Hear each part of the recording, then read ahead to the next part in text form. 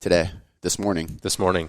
But my time zones are off because, that 3-hour difference will get you. Yeah. Well, that's why when I was like, can we start at 9? You were like, of course, dude. That's like midday for me. Yeah, that's noon. Perfect. That's perfect. But I'm stoked to have you out here, man. It's about damn time. It was like, I think when we first were like, dude, you have to come out was in Arizona in December, because that's when I like finally signed the paper saying we're going to get the facility. And we were in Scottsdale, and I was like, dude, you got to fly out as soon as like construction's done. And then construction finished, and I think like COVID hit February or something. Like instantly, yeah. I was like, okay, never mind. You're like, you can come now. And then it was like right after that was kind of the issue. Well, I had the team out in January. We didn't even have everything completely finished. Like we changed a bunch of stuff since then. And then we had Alex Sue in Austin, I think at the end of January or early February.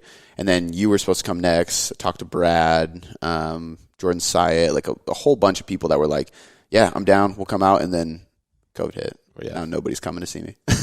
I mean, it's not that bad. No. They're not even like seating people that close to each other. So yeah. Right. Is it different over here than it is by you? Like, have you noticed that it's, we've only been here a day. But. Yeah. I mean, I was only in the airport, but yeah, I think at state, like depending on the state that you're in, it does make a massive difference right now. I think, we're still in a position. So I traveled here from North Carolina, and like a lot of stuff still isn't even really fully open. Mm-hmm. We've got restaurants at like half capacity, and you can still you wear a mask when you walk in, but then you're like able to sit down and do that. Our gyms are actually still like technically closed in certain counties. So it's like even within the state, there's like different sort of stuff. Yeah. It's like just kind of depends, I think, how, people want to kind of walk the line of like what's okay, what's not okay. So, it's definitely here. I think, I've been to Seattle a few times, and this was definitely like the most dead that SeaTac had like ever been in my entire life. Because usually it's just like a madhouse. Yeah. Kind of comparable if you're from the East Coast, like JFK, LaGuardia, a little bit kind of different style than LAX, but it was definitely, airport was still all right. But that was one of the most noticeable things to me right away was like the highways and freeway traffic was like, oh, for sure. For me to get to Seattle, like, especially not as much right now, but while that was going on, was like quicker than it's ever been. Usually it takes me at least an hour to get up there, but it was like 30 minutes. Yeah, flying in, I actually looked down at I-5 and was like, oh, damn. Because usually from like 3 to 8:30, it's just like packed. Yeah. So I was like, oh, it shouldn't take that long to actually like drive down to Cody's facility and everything. But I typically, just from last year, even going back to, so we did a seminar together in March of 2019. Yeah. And that pretty much kicked off my travel schedule for 2019. And I was pretty much gone somewhere every month. Yeah. So being at home for like 3-4 months, you get a little bit stir crazy, especially it's such a contrast from having, doing seminars, traveling. And then I was out with Jade like twice in California. Yeah. Obviously had a few different events, whether it was NCI related or otherwise. And we had some other stuff that we went to. So definitely a strange, kind of flow for sure. Yeah. It's funny how like, cause I remember I think 2017 was the first year I went out on my own and started building the business. But that was the year I was like, I'm going to go to as many fucking seminars and workshops as I can just to network, and I literally think I was the same thing. Like every month I was in a different state at a different weekend course by myself doing something different. And 2018 was very similar. And then when we had Blakely at towards the middle of 2018, like everything just like slowed down, obviously. And it was weird because after she got old enough for me to be like, okay, I'm going to leave Shannon with her alone. I feel good about that. I got like so homesick. It was so weird. And to me, I was like so anxious to get out. And then as soon as I like laid my head on the pillow, I was like, fuck, I want to be home already. Like, and it was kind of actually hard, which was weird because I've never been that way. I'm usually like, I want to go. But lately I've been having the itch, man, just because it's been February, right? Because I saw you in San Diego. Yeah, that was the last trip I took it was like the beginning of February, right? You were able to bring Shannon and B, so yeah, that was easier, but still, it like for me, I'm just like, man, and I think it's less about the fact that I haven't done it in X amount of months. It's more about like that I wasn't allowed to, that I'm like, let me fucking go. I just want to travel, but no, I'm excited. I know I'm going to the Impact Collective and speaking in November. I think it's like early November. But other than that, Scottsdale. Yeah, other than that, I don't have. Actually, no, I'm going I'm traveling next month to California for a couple days. Other than that, like, I haven't done shit. Just been at home doing the thing. But I'm glad you came out, man. I'm glad that you were finally able to see the spot. We're going to train today. We're going to shoot a podcast, hopefully shoot a video on something. We don't know yet. We took some listeners' questions, so we're going to just really dive through the questions and everything.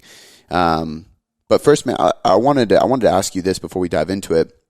Like, the update, this is more of like a selfish question, but we'll just do it on air, is like the update on your business and kind of like where you've gone. Because I've watched you kind of shift gears multiple times and start to, and it's just part of that evolution, right, of Sam Miller Science. And like, it's been really cool, but I feel like I've been so out of the loop because I haven't been able to travel and see you guys. And I'm so bad about texting people because I'm just like wrapped up in my own plus world. You got like a toddler running around, so that makes a big difference. Yeah, it does. But fill me in, man. Like, what have you been doing lately? Who are you working with? What do you have going on? Like, what are you launching? All that. Yeah, for sure. So, for those of you listening, a lot of you guys probably recognize me from being on the podcast with Cody. We did, I think, was it like 204? I think we had a nutrition related episode, and then kind of did more of a simplifying hormones episode, like 3 different way ones. back in the day. I feel like you always add like an extra 1 or 2 episodes. No, because you interviewed me. Oh, I did. Podcast. Yeah, I interviewed you about training. Yep. So yeah, we did the training interview. The original episode was, I think, simplifying hormones. Yep. Then we did a nutrition one for the seminar in March, and then I interviewed on training, and we kind of talked about that. And then Cody's been on my podcast like twice. I think within the first like 17 episodes, because you had something going on, and you're like, dude, I need to get on the podcast. Oh yeah. Yep. I was like, that was the quickest turnaround ever. They're going to be like, why was it like 12 to 15 episodes apart? But for those of you who maybe been following for a while, so I initially met Cody when I was actually running more of a coaching company and had different coaches underneath me, Oracle Training Nutrition, and that kind of like sort of transitioned into the brand Sam Miller Science, which is obviously just me, and then working more so on continuing education for coaches. And right now, my main focus is I feel like there's this weird gray area between macros and like functional medicine. And so kind of in the middle of that is really the topic of metabolism. And so hormones is kind of where I started and got a name for sort of simplifying those complex topics and tying it back to the nutrition world and fitness world and the basic truths that we know exist. And then beyond that, now kind of taking that information and like, okay, as coaches, how are we really serving as advocates for our clients' overall health, right? So yes, energy balance is incredibly important. Your sets and reps in the gym are important. Those are going to move you forward. Those are your metrics that you're tracking. But there are all these other elements of health that we need to be mindful of. And there's a lot of clients that maybe come to coaches that aren't these super straightforward cases. So giving them more of a toolbox to work with. So one of my main focuses on my podcast is creating methods and models that coaches can then take and bring into their coaching practice and quickly implement. So whether it's something like biofeedback, I talk about shreds all the time. So sleep, hunger, recovery, energy, digestion, and stress. So if you need a quick checklist and you're a coach, you're like, oh, I got it. I just need to, check in on shreds this week. So little things like that make it easy to remember, easy to understand. It takes this world that normally lived in like Google Scholar and PubMed and National Institutes of Health and PhDs and doctors and making it more tangible. So even concepts like, as a coach, it's important you understand that if your client is on like a medication of some kind, how would that influence their nutrition or their training? You're going to start with your basics. And I think coaches start to realize, okay, there's maybe a little bit more to it than just kind of this baseline that I learned, and that everything doesn't occur in a vacuum.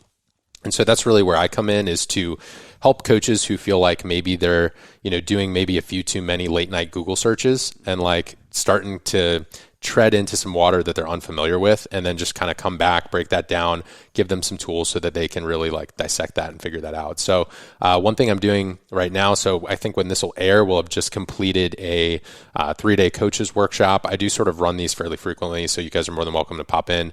Running a Facebook group for coaches, which is the Nutrition Coaching Collaborative. So we got about right around 1,100 coaches in there right now. And then I will have a specialization program coming out along with my mentorship that I do for coaches. And that's really more on the functional nutrition and metabolism science side. So helping people understand, the integration and intersection of nutrition, hormones, science, metabolism, labs, things like that. I think the problem is in the health and fitness industry, it's like people will do these things to get attention. And that's like very marketing based, right? It's not client centric. It's, I'm going to talk about keto and how your insulin levels need to be whatever, because that's a product that I'm promoting or pushing. I have no like informational product to sell you about keto. I don't have anything to sell you about like veganism, anything else. I'm just going to talk about the physiological ramifications of your decisions and how you need to sort of sift through that. Or if you're educating a client, walking them through that. Or if we're looking at labs, how do we pick what's best for the client? And so sort of zooming out and giving that level of perspective, that was really the idea behind the specialization, was taking the concepts that we know are true and what we need to understand about energy. It's really all starts with these two umbrella concepts, is that the body is constantly, making its decisions and adaptations based off of energy availability, kind of perceived energy availability, and our perception of stress, which can be, positive stressors that we are specifically imposing on the body, like training, or it could be, your lifestyle stress or lack of sleep or inflammation. Like those are all stressors in themselves. So I start with those two very basic concepts and then allow that to sort of bring us down into, okay, women's health, thyroid health, men's health, the different topics that, even gut health and things like that. So taking these areas that have previously been, I think, used by people as a way to divide the industry, like you either believe in calories or you believe in hormones. Right. It's not, there's no possible way that they could influence each other. Well, I'll tell you, like what you eat is going to influence, your overall physiological state, but also like, if you have no energy or brain fog, you're tired all the time, or if like your cravings are out of control, that's going to influence, your food decisions and your overall willpower. So it's like, how do we get these two to play nicely together? Well, would you say too that your hormones can essentially influence your maintenance calories, your energy balance? Because I think a lot of people say there's a lot of people out there that just use the answer calorie deficit for everything. And I've even used it multiple times, because there are some times where it's like you're just not in a deficit, but I think that there's a lot of times where people like, oh, calorie deficit doesn't work for me because my hormones are messed up. And my response is always like, and you probably have a better way of describing this, but no, I think that a calorie deficit's not working for you because your hormones are putting that calorie deficit in such a place that it's unsustainable. Because if you're physiologically in a bad place, your maintenance calories goes lower and lower and lower. And now to achieve a deficit is damn near impossible. Right. Would you say that's true? I call it like the client who comes to you as a coach and says, I have nowhere to go from here. Like I basically cannot really adhere to like an 800 calorie diet or meal plan or whatever. And so what's happened is the body has basically compensated or downregulated in a way where the amount that they would need to eat to lose weight is now they may end up with other nutrient deficiencies that then cause more hormone issues. Yeah. So really it's kind of that, even with dieting, is figuring out, well, what bandwidth do I have to play with from my overall like calorie maintenance, and then figuring out, okay, the deficit is here and this is where it is. And that's why, reverse dieting has been so popular. Maintenance phase has been popular, is because we're building our metabolism in a way that when we go to subtract calories, I have some room to play with. Mm-hmm. I can maybe add a little bit of additional energy expenditure. I can potentially pull calories in terms of calorie consumption and what I'm doing. And the problem is there's just a very big difference. I think calorie deficit is such a great answer for someone who's never really dieted before. They are underactive and maybe just have never tracked their food. And so they mindlessly sort of overeat. Yeah. I think it creates awareness in just the basic initial tracking.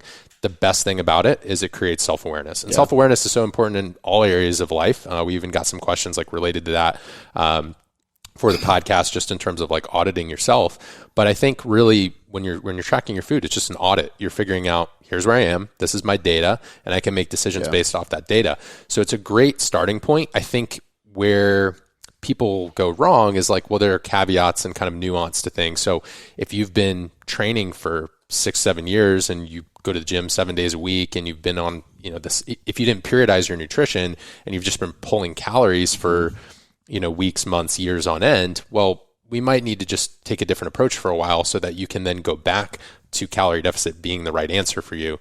It's not that there was anything wrong with like the idea of energy balance. Your practices just became like so ridiculous and also not optimal for your other areas of your life or your health. Because, health and well-being, obviously it's not just about like the training and nutrition side. It's like, well, if you're only eating this many calories, how is this showing up in like, your like relationship with community and like your actual relationship with the exercise and relationship with food, the people around you, not to mention like your work performance. If you're on, so common that people be on a diet and like it just impacts their cognition, right? So it's like how those things are showing up in your life.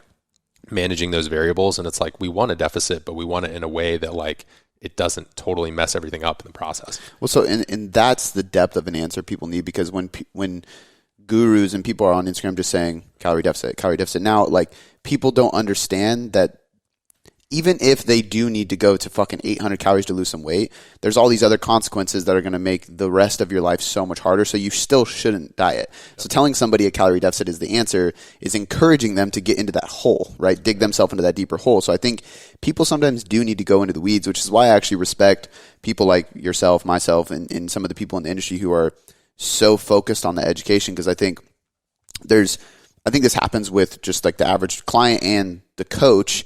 There's information overload, right? Overwhelm, I should say, where people are taking in all this information, but they don't fucking understand what it means, and they're trying to apply it and it doesn't work, or they just go, fuck it, because it doesn't make sense. Yeah. And it's like, this is why mentorships and courses and workshops and seminars and things and education-based coaching is getting more and more and more popular. And I think it's slowly going to just weed out the people who are not doing it that way and who are not sharing. I was talking to Scott Stevenson yesterday about coaches who act like they have black magic, where it's like, I'm not going to tell you what I'm doing because you need me, and it's like, no, like, let's empower the people and actually teach them what the fuck we're doing so they know how to sustain it long term, because if they don't get it, they won't sustain it, period. Yeah, exactly. And I think looking at something like the calorie deficit concept, even just adding like 3 words after it, which is what kind of bringing me back to the models and methods thing, that deficit's going to be dependent on the duration you've been in a deficit, the depth of that deficit, and how frequently in your lifetime have you tried to go into calorie deficit. Just look at those 3 things, honestly, because what I would hate is for someone who does maybe need to get healthier and maybe hasn't achieved, or even if we look at it just from like the aesthetic standpoint, they just want to feel more confident, they just want to look better, and they hear that answer of calorie deficit, and maybe they really have legitimately been trying, they have been tracking, it's not like a user error. I think there are people out there who, like, I have to say this just because like there's both sides to it, right? There's definitely user error on one side where it's like you're truly just not in a deficit, you haven't tracked, you don't have the self-awareness around food, and you're more in that beginner phase. And then there are people who are kind of beyond that beginner phase, and I could see them seeing a post like that, and that turns into self-deprecation and picking at themselves and, well, why isn't this working for me? And they question it, and then maybe they give up. And I would never want to see that. And that's why kind of giving a little bit of context to the answers, I think, is important, because, it's when we try to have these black or white rules, anyone who falls in the middle, which is a lot of people fall in the middle, it just, I think they get really discouraged. And so explaining the gray area is important, but still having some foundational rules and principles, so we're not just like in la la land, like making shit up whenever we feel like it. Yeah. Before we get into the questions, I have one question that just came to my mind as you were kind of going down that rabbit hole at the beginning about hormones. What do you think is like, most common isn't the right word. Okay, so like what's going on through my head is Lisa just finished a really long thyroid blog, right? And she was doing all this research for it, and she was talking to Brandon, our CSO, and me, and we're all going back and forth. And I was like, did you find that a lot of the times in the research and the case studies and the things you've talked to with clients, because she's worked with a ton of people who, it's one of the most common hormonal things you'll see with women is thyroid dysfunction. Yeah. That it really just comes down to kind of like your whole shreds concept, which is why I love that. And I love the duration, the frequency, and the depth. Yeah. Depth, I almost said intensity, but same thing. Like, and I've talked about that before, but it's almost like, hey, like, oh, your hormones are messed up. Stop being in a deficit. Get enough sleep. Be smart with your training.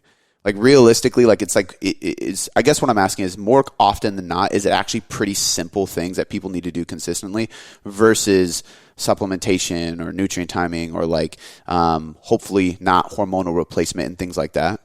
Kind of depends on how they got there. So It's like usually your answers for how you need to restore, or I don't really like the term balance, but how to get back to more of an ideal hormonal state or physiological state is really going to be dependent on what you did to end up in a compromised position. Some people, I kind of walk through, well, obviously we start with kind of this genetic element. Some people have conditions or diseases, or have been medically diagnosed with something. We're going to kind of take that out of the scope of coaching. Now, you can manage those conditions by living a healthy lifestyle, but they kind of have a pre-existing condition. So we'll kind of move them out. Then we'll go to, okay, was there an experience in your life, some form of trauma or stress that created that experience? And generally, when you see something like autoimmunity or Hashimoto's, there can be other things besides just dieting or chronic dieting. There might be loss of a family member or a divorce, or basically you can look at, there's different types of perceived stress questionnaires in the research, and you'll notice that, different stressful life events can basically trigger, obviously there's like that the psychology, the neurological connection, and also the endocrinology behind it. There's a connection between all of those. So if you're already placing a lot of physical stress on the body in the form of dieting and exercise, you are sort of reducing your overall bandwidth to handle certain things. That's if you're overdoing it. Obviously, if you're doing a healthy amount, like let's say you're training 3-4 days a week, good nutrition, that should in theory give you a little bit more resiliency against those stressors. So giving that kind of example, I've had people who have had gut health issues due to like pharmacology. So being on could be antibiotics. I've seen a lot with women who are on like swim teams and like exposure to chlorine and chemical, like there's some weird stuff out there. So that's why I'm hesitant to be like, oh yeah, it's always just because you like ate too little and exercised too much. I'd say that's definitely a decent sized subset of people with issues. But now we're running into things, and this is kind of why I'm creating the education I'm creating, is like 21st century. How common is it for the average female client to come in potentially having been on birth control for 15 years, or basically things happened in their past that were not just only training or nutrition related, that are impacting their present physiology. Yeah. So it's important to just understand how those work and like what shows up in the body, but also, your training and nutrition, especially if you're a coach who's, trying to improve someone's health, your main toggles or levers, I actually just kind of made this little guide called the 10 toggles. And those main ones are like your non-exercise activity, your training, your nutrition, your sleep, sunlight, actually trying to get these all to be S's. It was like sleep, steps, sunlight. I think I had pillars. It was like sleep, steps, sunlight, strength training, strategic nutrition. And there were like one or two other ones. It's on my Instagram if you want to check it out. I made like a little graphic out of it. But those are great if what got you there was maybe, really intense dieting, or what got you there was maybe an unhealthy relationship with exercise. I think, reversing out and doing those things, that'll be great for like a subset of cases, probably like a good chunk of them. There's still like a decent sized part of the population where like reverse dieting alone might not be enough, or just like changing the training might not be enough. And that's where having some awareness around, okay, like what else can we do from a supplement perspective or nutrient timing perspective, especially if people are getting to the point with maybe adrenal or insulin sensitivity or something like that, where they're having this cortisol dysregulation and it's impacting things like their blood glucose. Well, then how you space out your meals probably matters. Whether you choose to do intermittent fasting or not probably matters. Whereas for the regular person with like a very healthy system, sure, they could fast until lunch and like not really notice any negative effects from that. So that's where the nuance of like, maybe this person wants to take their daily calorie allotment and just spread it a little bit differently. Doesn't mean energy balance doesn't matter. Doesn't mean our training and nutrition and sleep don't matter. It just means, how do we sort of apply this more specifically to the individual in the case? So I don't want to say like throw out a number like 50-50, but I think it depends who you are. It depends who you are. As you can imagine, our population, our clientele, our listeners, it's probably a bigger percentage of people who are just not eating enough or training too hard. Right. Because that's just our demographic, Yeah. And that's why I said it's definitely a good chunk. And I realize that the people who follow me and reach out for help, there is sort of a bias in the type of content you post attracts certain people who then want a different level of help. That's why I said reverse dieting does go a long way, especially if you truly need one. Like sleep, if you're not sleeping enough, will go a really long way. But there are people who are really trying to check those boxes off and still struggling a little bit, and maybe aren't ready to go with like the Western medicine approach to, I'm just going to take a pill to sort of address this. So that they're out there. I think it depends on where you're at. It's really interesting though, because, you talk about, the content you put out in the podcast and training nutrition. I had a female coach, so like a mentee, mentor client, and she didn't necessarily even market like hormones or like women's health or post-birth control, like it's not in her content. But I think the level of trust that she had with these women and the results she was getting with her clients, it gave these other individuals hope. So when they reached out, she ended up getting like, and this was one of the reasons we connected in the first place, is she ended up getting like 12 super like kind of advanced complex cases. She's like, didn't even know it based off like initial intake and application until she started working with these clients. And so that's a great example of where she wasn't like marketing to hypothyroidism. She wasn't marketing to like post-birth control or PCOS or anything like that. But the cases are out there. And if that population finds you to be trustworthy and you provide educational content, there is a possibility. Yeah. But I think you've got to learn the basics first. So like before you try going to like specifically work with these people, like learning reverse dieting and understanding, how to manipulate training and stuff like that. I think that's super important. You've got to start somewhere. Yeah. Two really good keys that you didn't say blatantly, but you kind of summarized there.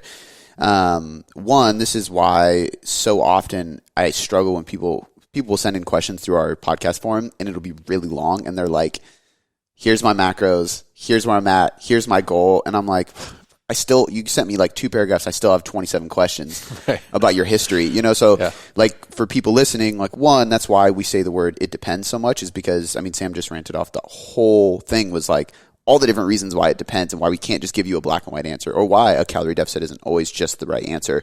But it's also like for coaches, you should be asking those questions. You should be chasing that depth. And I completely forgot the other thing that I've gotten this question a few times recently just because of who I'm working with, but like, because I have some of the WWE clients and they're like, how do I do that? Like, how do I get those kind of clients? And I'm like, I couldn't even tell you because never once have I created WWE training content. Right. Like I just haven't. Like I got connected through a mutual friend and then I just crushed it. And the dude introduced me to 3 other athletes in the sport now because I did well with that one client. And I was like, hey, I'm not going to charge you. I just want to like give you value. And that helped me. Right. Yeah. So, but that was the answer though, right? Is like the giving value first and then also approaching it from, okay, how can I help? And that instantly attracted more people, kind of down that road. But I think it comes to you, like that girl that you used as an example, like that just kind of fell on her lap.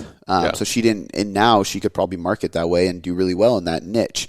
And I really have fun training these people, so I'm trying to do more of it because I love it. But I think it's also a combination of, this is why I hate the, not that I get this a ton, but I've had a couple friends say this to me that I've known for a while, like, man, you blew up out of nowhere.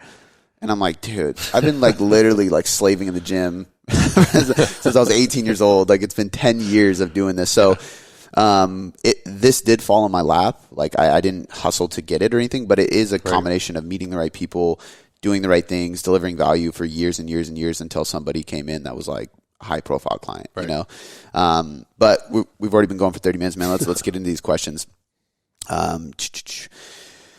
First one we will do. Coach.moe, what do you write in your morning journal? I'll let you go first. Oh, man. So actually our friend Matt asked me something similar on a podcast. Him and Austin have such similar names to their podcast, like Life Beyond Fitness. I don't know which one's which. Yeah.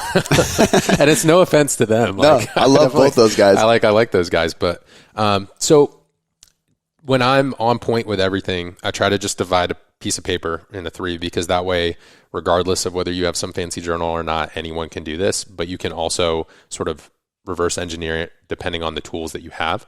So what I used to do is take a planner or a notebook and basically divide my sort of morning into like 3 to 5 critical tasks.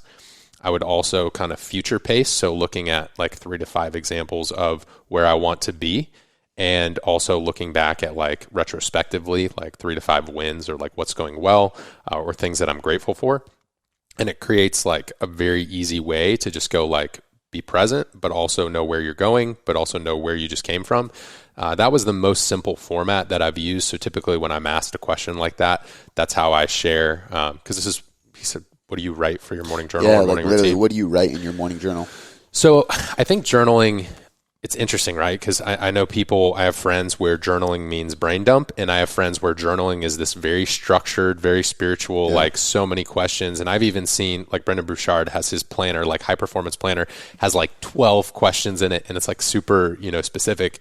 But I used that for a little bit. I did use it for a little bit, but it's too many questions. It's a lot. I got to like get going. And for me, it's almost like gives me anxiety, like sitting around answering all those questions. It's like 12 questions, top 3 things you need to do. Who are you going to connect with? Yeah. What would you tell yourself today? List out your schedule. Who can I surprise and like give a special gift? Bro, this is so much. Yeah, I agree. Yeah, I would have to wake up like extra early just to finish that. And I do use I like some of those questions, and so I'll pull things out, like especially in like a mentorship setting. Certain people need certain questions because the reflection brings awareness to issues or obstacles that they're facing, and I think that's the part that gets missed in a morning routine or with your journaling. Is it should be used based on where you're at in life right now, and it will change and it will adapt and it'll grow. So what maybe works for me, like in the middle of a launch, is going to be different than like when I have a lot more time for like different time for self-prioritization, also different phases of business, different areas of focus. One thing I had to work on a lot this year was like, even in that journal, thinking about like tying this back to business, things like delegation and stuff like that. But in terms of my personal component, usually for me, I always try to read anywhere from like 1 to 10 pages. And then I don't necessarily always write about that, but it might prompt something that I need to reflect on or write about. But honestly, the thing that I was most consistent with, and this was for 2018, 2019, and parts of 2020, was taking, like, be very present, have those 3 to 5 things that like demand my present attention, 3 to 5 kind of future things, and then 3 to 5 like wins or areas of gratitude. And you can either write about that, you can do bulleted lists, you can do checklists. Like, I think it's just very flexible and adaptable. So that's why I kind of share that when talking about routines and journaling and things like that. Yeah, I think for people listening, I think if you're brand new to journaling, I think something like the 5-minute journal, I think it's called, is really great because it takes 5 minutes, and it's just like, what are you grateful for? It's like there's like a powerful quote, like an affirmation. It's very, very simple, but it's guided. And then people who are maybe in a rut and you need to spend the time doing something like the high performance planner, I think that can be good for people, because some people I'm like, man, you need to spend that time doing that because you have no clarity in life. Like, you need 12 questions every fucking morning. I'm the type of person that does more of like just kind of like free journaling. So at night I do a brain dump. And that's why I just like list out everything basically on like a sticky note thing I have. And it's just like everything I need to do tomorrow, everything I accomplished today, everything on my mind. That way I can just hit the sack and fall asleep. And then in the morning, it's like usually 3 to 5 things I'm grateful for, 3 to 5 tasks, like most important things I need to do for today. And then usually just one powerful affirmation. So like, I am blank. Sometimes it's the same. Sometimes it changes. Like I know when Shannon was pregnant, it was literally like, I am a great father, like over and over and over again, because it sounds so woo-woo, but I like truly believe about like speaking things into the universe, So I have a point on that. Yeah, I love doing that. So for me, there's even been things about like who I am in the industry and who I am as a team leader and who I am as a coach, but like writing that out every single morning, 3 to 5 things I'm grateful for, 3 to 5 most important tasks. And then the only other thing I would say is like there are times where I went through that Wake Up Warrior program for a while, and I got like all their app software, and they have an app called The Stack, and it's basically like, have you ever heard of Loving What Is, the book by Byron Katie? Yeah. So like the work is like a worksheet that comes with it, and it basically asks you a bunch of really deep questions to like, the first question is, in this moment, who or what has pissed you off, made you sad, hurt you, made you angry? Like, it's like very like, whoa, shit, deep. And then you have to go like, is that really true? Like, did they really mean to? And then flip the story, put yourself in their shoes, like you did it. And it's the craziest thing, and it's a process. It takes like 15, 20 minutes. But if I'm going through something rough, or I do have anger built up, or I'm like in an emotional place, like I will go through the stack, because it's way more powerful to me than writing 3 to 5 things I'm grateful for, because it creates clarity in a moment where you don't have that clarity.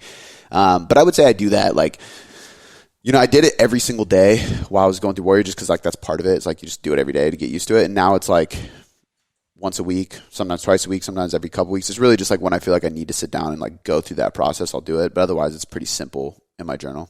Yeah, the affirmation thing that you said is interesting, because I'll share a book with you. I'm not going to share it publicly until I read it and I can actually speak to whether it's good or not. But I have something interesting that's related to like why belief is so important. So I'm diving into that because I'm curious behind like some of the science, like kind of meshing the woo-woo and the science. And you and I have talked about that before. It's very interesting though, because what you said about your affirmations, the way you write the affirmations. So when I said, you know, the 3 to 5, 3 to 5, 3 to 5. So like critical tasks, you know, in terms of looking at, when I say future pacing or looking at things in the future, writing them in the present tense. Yeah. So it's like write things that haven't happened yet. So that can be your affirmation. So like Cody said, I am a great father. You could take something related to your business or your fitness, like I have accomplished X, and making it present tense. I think it can be a little bit more powerful. So you're sort of adopting that as part of your identity. So I've done that in spurts, and so can definitely speak to that a little bit, but I think it just depends on like your personal preference. I think that works with the tasks too. I will blank, not like I'm going to try to do this, or like just writing out record podcasts. Like it's like, I will record podcasts for this with this person, blah, blah, blah. Like the more depth and like you said, it's kind of speaking as if it's already happening for sure, without doubt. I really believe in people changing their vocabulary too. Like the people that constantly say like try or maybe, or like think about it, wouldn't it be nice? Like that shit just crushes you. Yeah, it's like you got to have certainty and surety in what you're doing. And so that creates that certainty. All right.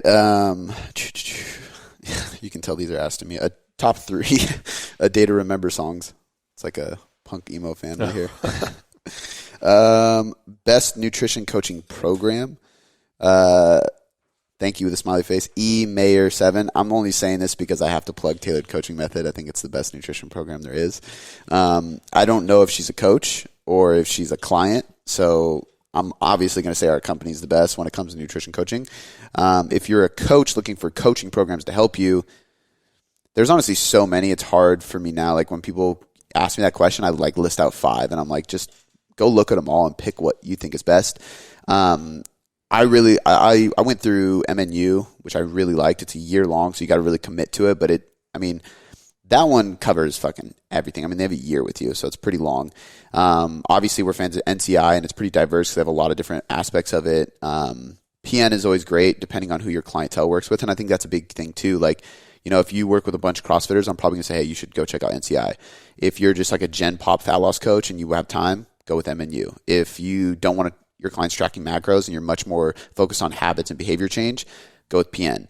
For me, like I knew I was going to work with everybody and I knew all those skills were critical, so I just did them all over time. But I like those. But like the thing I would recommend is actually doing like actual mentorships. Like you have a mentorship that dives really deep.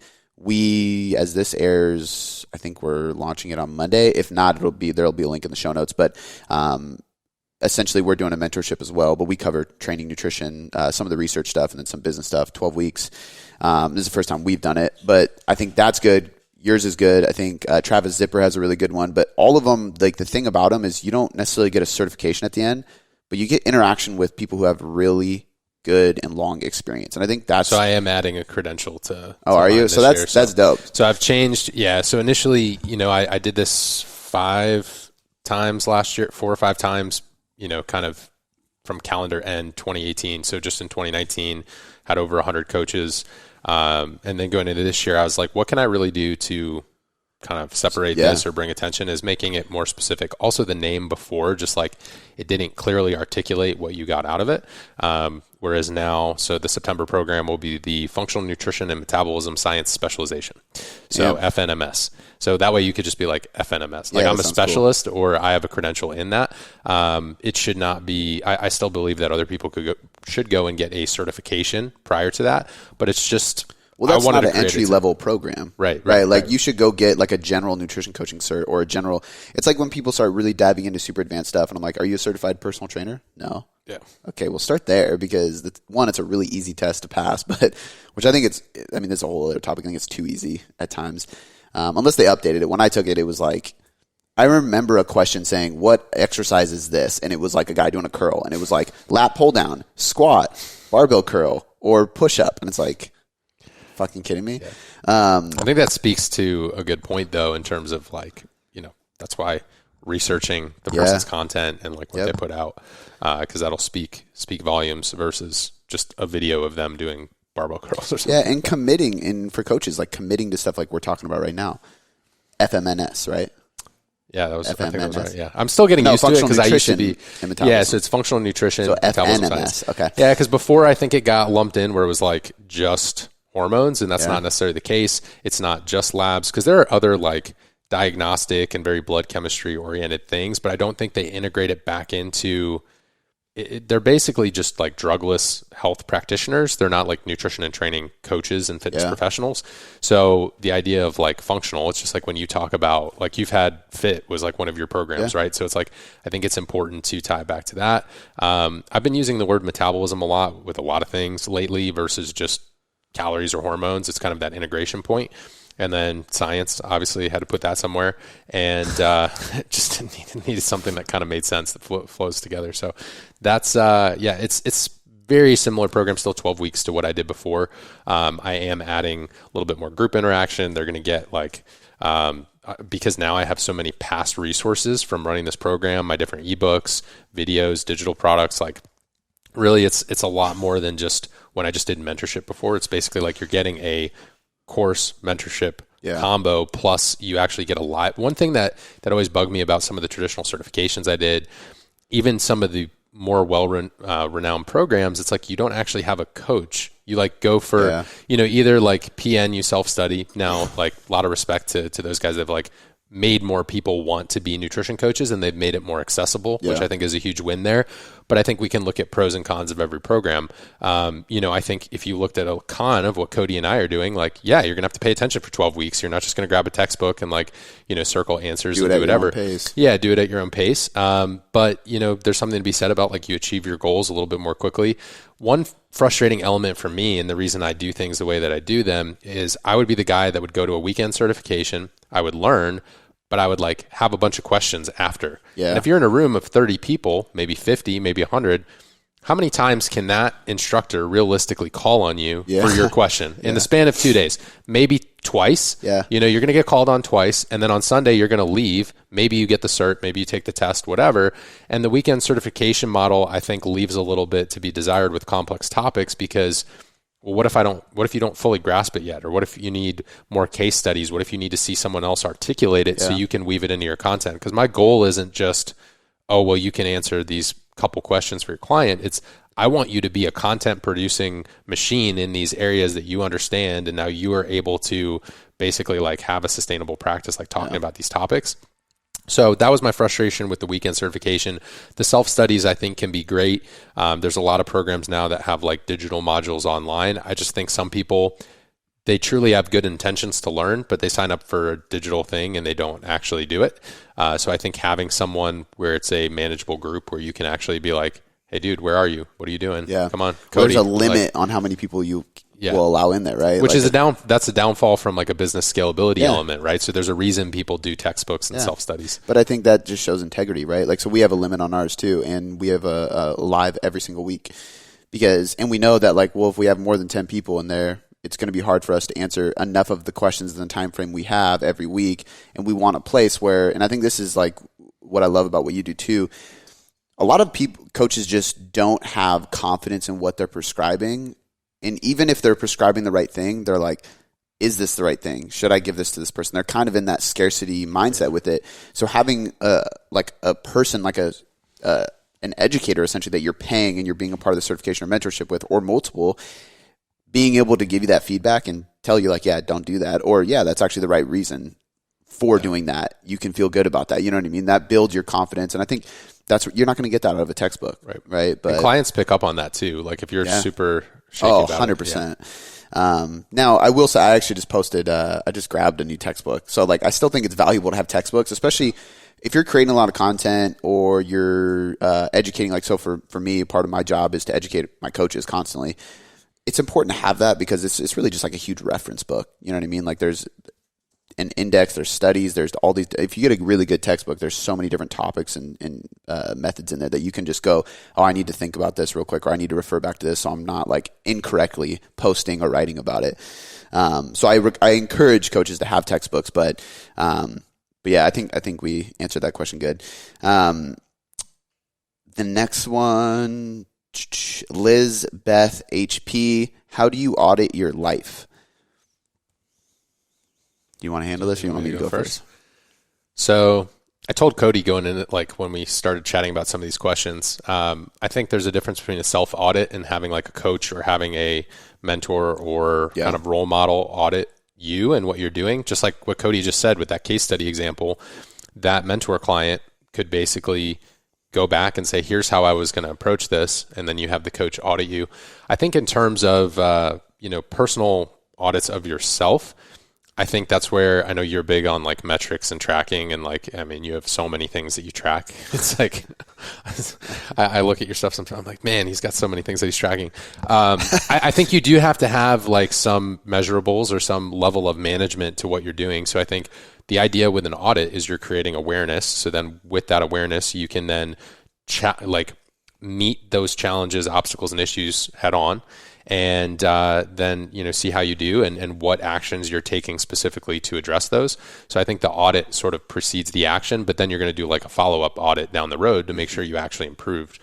I think that's where having something like, looking at your critical tasks, looking at your journal or some sort of morning routine, you can reflect back on like, did I do the things I said I was going to do, like when I was going to do them? Yeah. I think that's really important.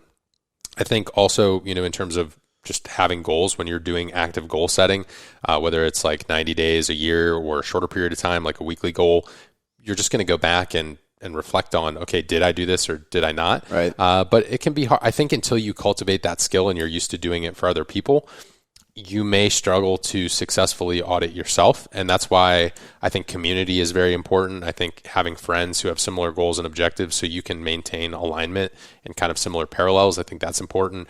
And then, as I mentioned with Cody earlier, coaching, I think is a huge way to create an environment that consistently will audit you, whether it's from a performance perspective or just from like a general human life perspective. Yeah.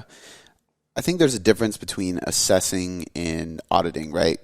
Because, like you said, I track a bunch of stuff. Like, to me, that's assessing, you know what I mean? Because it's like on a daily basis. So, like, for example, obviously I track macros, training progression, and weight every day. Like, those are just kind of the metrics. Sleep or steps if I'm wearing my watch. But I also track, appreciation. So I have I basically have this like thing where I click these buttons and it's basically like appreciation for two people. So Shannon and somebody else, click those. Fitness, fuel. So did I do like my greens in the morning with my vitamins and everything? Meditation, journaling, and then discover and declare, which is like, did I learn something today? And then did I create something today? So I track those on a daily basis because that just, if I'm assessing my habits, I will continue to have those good habits. But for me, auditing comes like every 3 to 4 months. And that's where usually after like a 90-day outcome sprint, I would call it, like set some goals, get after it. I have like a week to just reflect. And then I just audit, like, what did I do well? Like, where am I at across the board? Relationship, my health, my business, my mental space. And then where do I want to be? And is there a contrast between those? And if there is, why? And really, I think auditing your life is really just that. It's like, okay, here's where I'm at. Here's where I want to be. There's a big gap, and here's what I'm not doing. Here's why I'm not doing it. Let me remove those habits, change those habits, fix those habits, whatever I need to do in order to start becoming that person I want to be. But I don't think there's like a specific way you can do that. Like, I know, even for me, like when I work with mentor clients, and they want me to help audit, I'm usually just asking them questions that kind of like just probe their mind. I'm not, all right, well, fill this out. Like, this is the formula. It's different for everybody, but I really think it just comes down to reflecting on essentially like where you're at and where you want to be. And if you're not there, there's a reason you're not there. Or you can at least be like, actually, you know what? I'm on the right fucking path.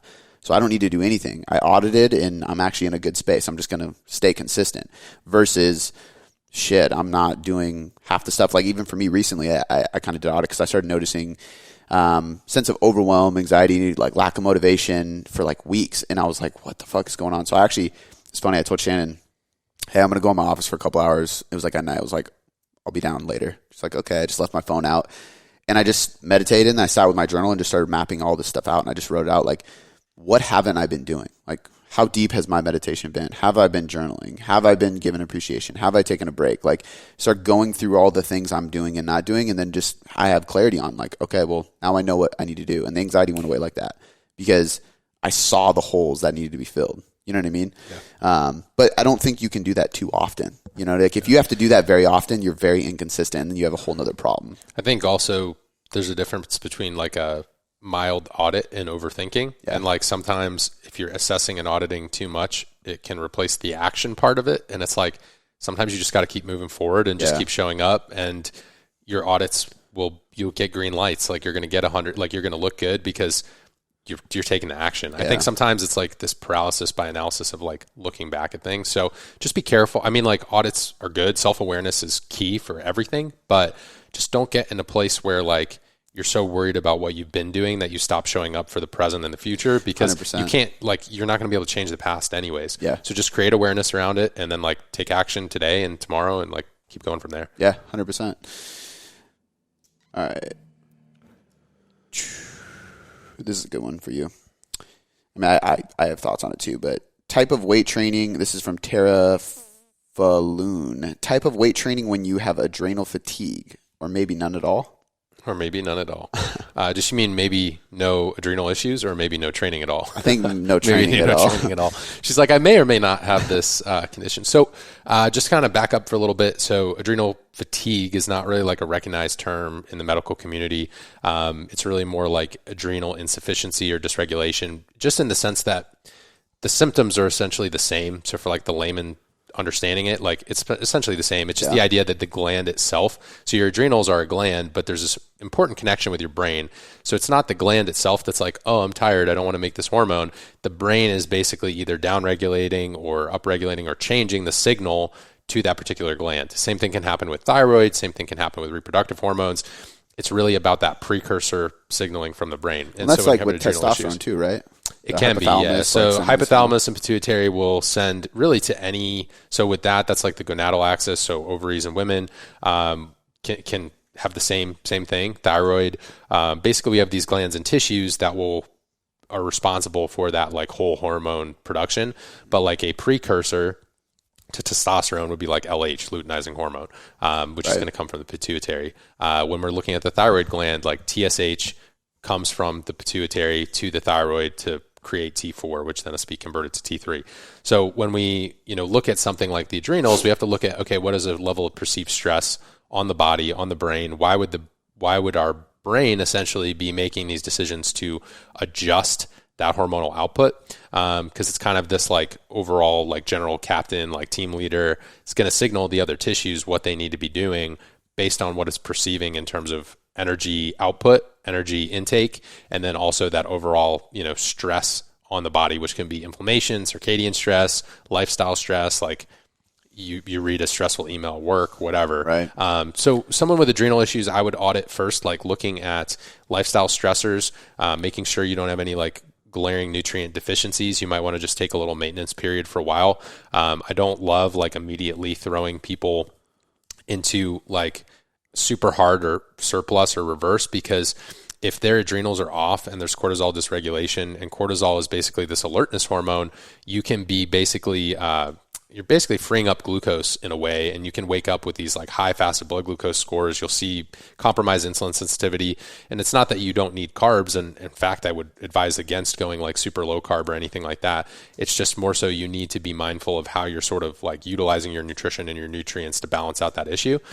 So in the case like this, where I think I have this adrenal issue, should I be training? I'd say before you make drastic changes to your training, like let's zoom out at your life. Like, are you just a stressed person in general? Number one. Number two, are you progressing in your training, or do you feel like you're moving backwards? If you're progressing in your training and you feel like you have strength in the gym, but you're like tired and fatigued outside of the gym, okay, let's look at sleep. Let's look at, okay, are you eating consistently? Are you having drops in your blood glucose? Like, are you having protein and fiber at your meals to keep things stable when you are eating carbohydrate? Let's look at when you think it's an adrenal issue. Why do you think it's actually an adrenal issue? And zooming out from there, are you particularly high volume, high intensity, high frequency, or is it a fairly modest and moderate program? I've seen people where, depending on how extreme the stressors are in other areas of their life, that may cause training to come down. So like if you're a night shift worker with tons of, like you've got stress, stressful job, and a number of other things, plus adrenal issues. Okay, well, we may want to, your recovery bandwidth is lower than someone that has like a low stress lifestyle with a normal sleep schedule. Yeah. So I want to look at your bandwidth in other areas before I make a determination of hard black or white, yes or no, like cut this, cut that. But also look at your productivity. Like, are your training sessions yielding anything or not? And how are you feeling? Like, are you leaving the gym like totally wiped and beat, or like, do you feel okay? I would have to ask a lot more questions, obviously. I would agree. I mean, the only thing I would add is like, there's some cases where it's less about changing how often you're training and just the intensity, because I think there's some times where there's people that are even like, that are like really into being athletes, and if you remove their training, they're even more stressed out, and then it just makes the problem worse.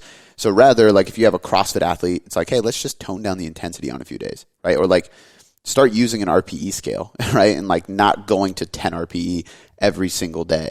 Otherwise, I would agree 100%. I think just like the subtle changes to your lifestyle in general. And I'd typically, for a healthy person, I would rather adjust training. I'd rather ratchet it down than remove it entirely. Yeah, just like you said, I would rather, maybe it's one less day a week, or maybe it's less total sets per session, or I'm not taking as many things like to failure, or I'm like adjusting like, okay, drop sets and rest pause and all of these things, or maybe like the percentage of your maxes, like maybe the RPE or RIR kind of changes if you're using those terminology. But that's kind of how I would first approach it. But I'd first ask a ton of questions before I made any decisions about the training. Yeah, 100%. I think that's a good answer. I think that like there's just so much more to it. Like I even thought like, well, if this person comes to me and their lifestyle's fine, but they're following a low carb diet and intermittent fasting, well, like, let's just start with changing that. You know what I mean? So I think there's always like a bunch of little things. And that kind of goes back to what I was really trying to get to with the hormone question at the beginning, is like, I think a lot of times it is a bunch of little subtle changes versus these dramatic things that you have to do right away. And you just kind of slowly chip at these little things and be patient until your hormones get to a good place, you know? Yeah. And I think that applies here too. All right. We'll do like one or two more. M. Jenkins Fitness, advice for coaches that are struggling to attract clients. Do you have anything that pops out in your head first?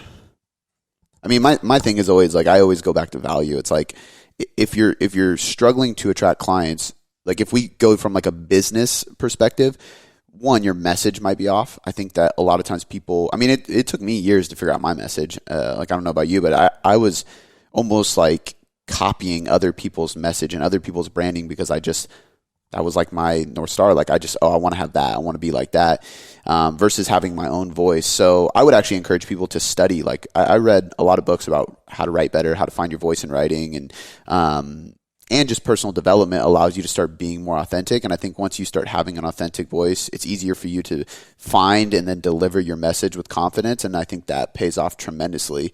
And then obviously value. If you're not giving a ton of value in your content, in the stories you post on your Instagram, your podcast, with your clients, your emails, anything like that, then that's the biggest problem. Like, and the last thing I'll say is like, are you building trust with people? I think we were talking about this before we even started the podcast, but I think a lot of people, or like, I hate when I'm on an email list and it's just like every single day they're pitching me. I'm like, bro, come on. Like if I want to buy your shit, I will buy it. But so I just get off the email list. You know what I mean? I feel like the majority of the time I'm like sending a podcast or a post or like, hey, we like, I went live in this community or did whatever. I try to teach like a lesson like that I learned from a client conversation or a journaling thing. And for me, like the biggest pitch I do is like, if I'm teaching training, I'm like, by the way, we have a membership site, click here if you want to learn more. You know what I mean? But it's never like the purpose of a newsletter. So I think just valuing the delivery of value is pretty high on the totem pole. I think finding your message is really good. And just putting yourself out there, your authentic self out there. Yeah. So I'm going to give a different take just because I think everyone hears like the Gary V value thing, which is true. Like there's a reason everybody says it, but sometimes it's like, okay, where do I add value? How do I add value? People get stuck in the mechanics. I would just say, are you just posting and praying like that someone is going to show up, or are you actually actively engaging and connecting with people? Are you in communities answering questions? Have you created a community of your own? How are you starting conversations? Are you going into conversations just like, hey, buy my shit, versus, one thing that you might want to do is if people follow you, maybe invite them, or like, hey, here, thanks for the follow. I appreciate the support on my content. If you like these posts, here's actually this other thing I did. It's not on my Instagram account, but this is totally free for you. Check out this like complimentary thing that I wrote, or this video, or I'm on YouTube or whatever, and just send them that. Start a conversation. So I think part of it is, are you just kind of actively also being passive in kind of your own demise, or are you actually out there? Like, are you in Facebook groups answering questions? Are you commenting on stuff? Like, that's one thing that I was not very good at. Fortunately, like, my content picked up some traction and I was posting in the right places and doing the right things and adding a lot of value. But if you are doing that and kind of slow to pick up, doing that, and even just like showing an interest in other individuals' lives, because it's kind of a double standard if you're expecting people to show an interest in your business and your coaching, but you're not actually being a human on the same side. And I'm guilty of that sometimes too, as I get so caught up in like what I'm going to post and the content I'm doing, that to circle back on other people and be a part of like this like human tribe can be a big thing. But definitely value. I would just say be mindful, like, are you relying solely on one platform? What type of content are you putting out? Like, the way that Instagram grew 10 years ago is totally well, it wouldn't have been 10 years ago, like 6, 7, 8 years ago, is very different than it is right now. Some people can get that traction and grow, but sometimes you got to go other places and bring them back to Instagram and just kind of cross-pollinate. One thing I think Cody does really well, and I've sort of tried to be on the same page there and be in alignment with that, is there's this like content ecosystem. It's like there's the podcast, there's Instagram, and you don't have to have a podcast to be successful with this. Maybe for you, it's a free Facebook group, and you have a YouTube channel, or you have Instagram, or you post on Facebook, or you have a blog. Like Cody started with a blog, and I think you do, like you mentioned, your flip video cam and stuff like that all the time. I think it's more of like, how am I sort of cross-pollinating and like having this ecosystem of content where if someone comes in, they feel comfortable to like, oh, I'm going to stay around for a while. I'm going to learn a little bit more. I'm going to read a little bit more. I think that's part of the process of adding the value. Yeah. One of the mistakes that I made earlier on was like, I would just kind of post on Instagram. One thing I've done a lot more diligently, like I said, with the Nutrition Coaching Collaborative and some of these workshops, is I'm literally building a community of coaches, inviting people in and saying, hey, this is no cost to you.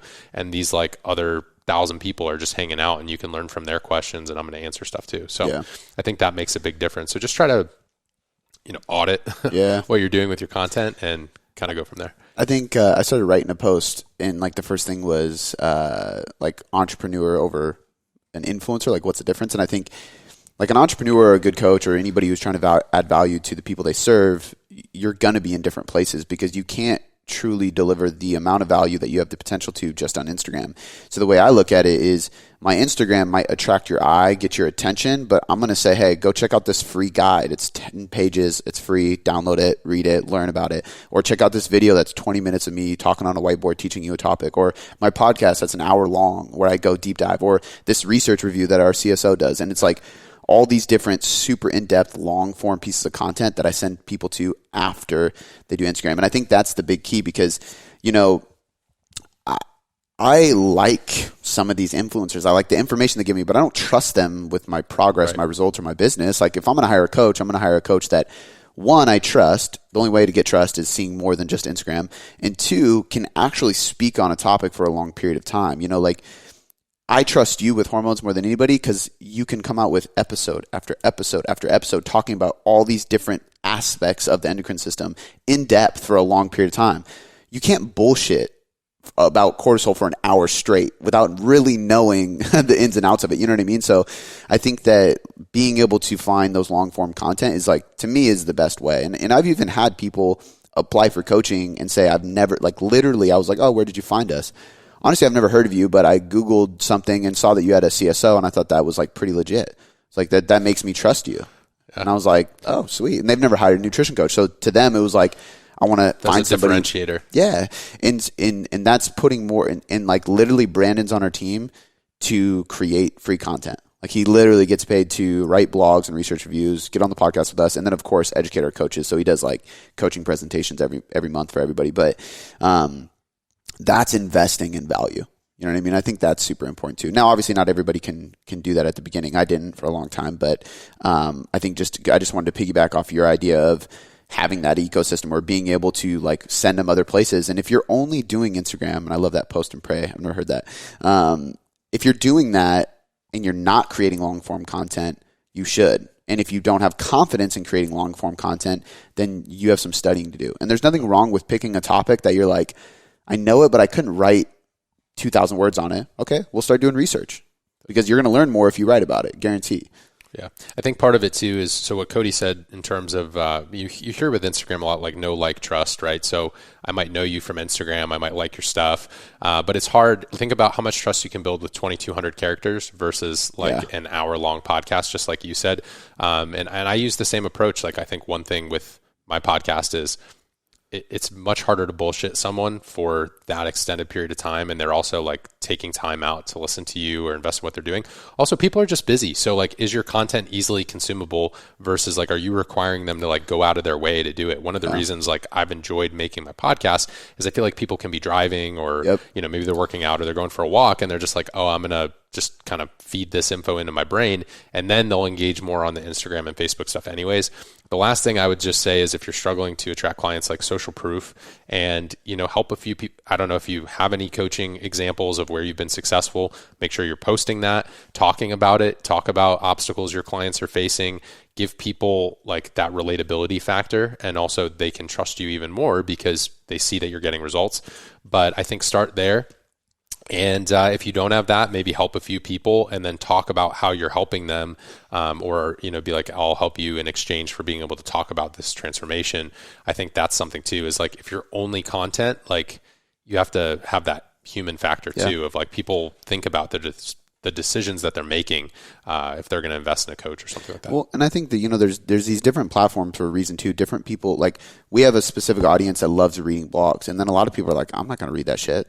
So I do a short post on it, then I write a long form blog on it, and then I read the blog on a podcast so people can hear me read and discuss the topic. So it's like whatever area of the spectrum you're on that you want to consume the content, like we're going to have that for you. And I think like, because some people will say like, well, podcast's so big, like nobody reads blogs anymore. I'm like, there's people out there that read a lot of blogs. And guess what? If you Google search a topic, podcasts don't come up. Blogs do. So if you want to be found on Google, you should write blogs with really good titles, which there's like tricks to get the right titles to pop up on Google.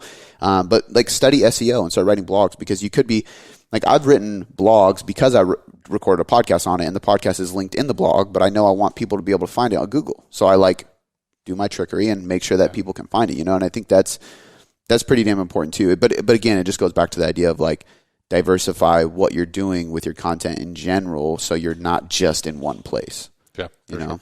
I think we hammered that one. We crossed our T's and dotted our I's on that one.